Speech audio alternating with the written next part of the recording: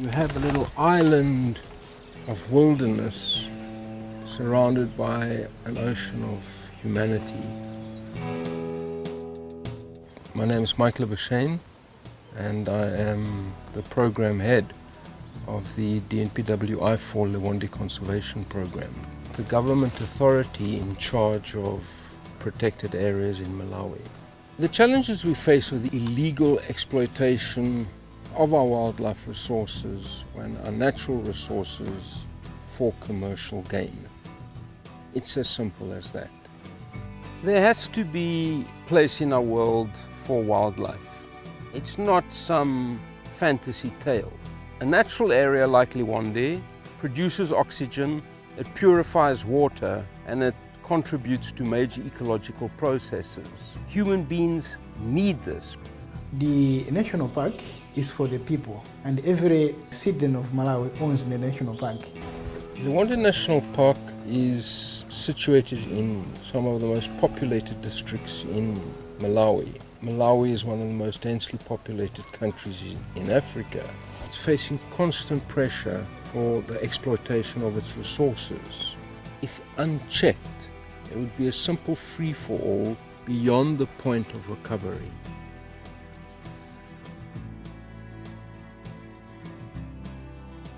These fish traps, they've been using by the local people for many years.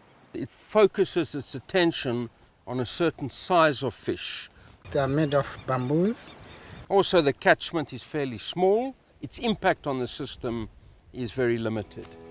A lot of the commercial poachers in Liwonde have used mosquito netting from anti-malarial donations.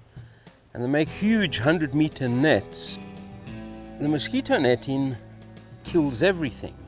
In the last 10 months, we have confiscated and burnt over 90 nets, almost 100 nets, longer than 100 meters each.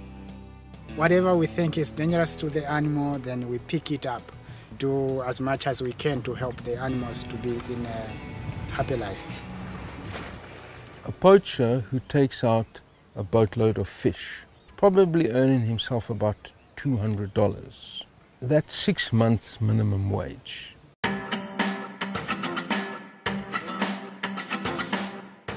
One of your problems is your snare poaching. It's overwhelming here. In the last 12 months alone, we've picked up 5,500 snares. Now, snare is very much like a landmine. It's cheap to make. It's easy to set up. The problem is it can go off at any time. It's put on an animal path, and normally thorn bushes are pushed to either side of it to force the animal to walk through. It's a slow and painful death that can sometimes take 2 or 3 days.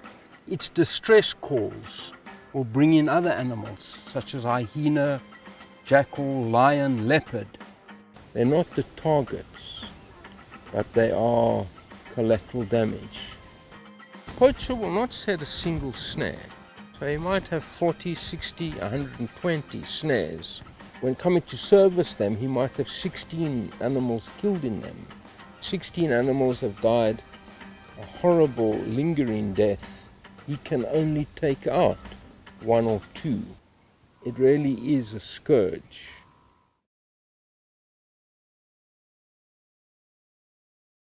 One of the baby elephants in this group has a snare around its leg. Now, this snare has the potential to kill that elephant.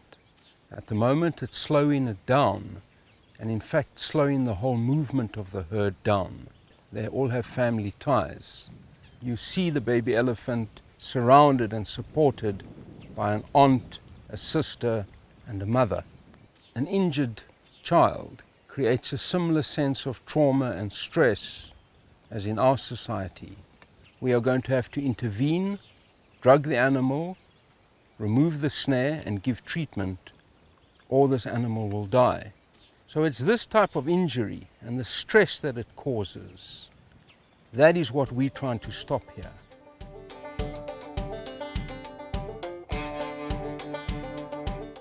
I ripped the whole quadricep muscle from the knee joint when tackling a poacher 3 months ago.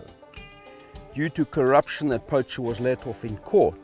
This is the injury that will stay with me for the rest of my life. When that type of corruption is coupled with this overwhelming, constant day-to-day pressure, then you go through periods where you really are feeling that you... But this project, other I4 projects I've run, have made a marked and defining difference. I4 has a very important implementing role in everything we do. We don't just donate a boat. We give specialized training how to maintain, manage, how to pilot the boat.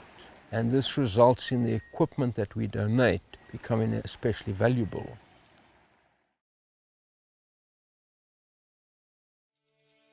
The Macheru Nursery School, an adult literacy training center, it's a very cost-effective program. Bringing a wildlife and a conservation theme to nursery school children really is implanting that conservation seed. Our aim is to make these responsible citizens one day when they grow up and be fathers and mothers and the future leaders of this area. By keeping the little toddlers occupied, teaching them basic skills, we increase the likelihood that they will do well at school. We want to show some real benefit to the community of having a national park and to provide them with sources of income other than poaching.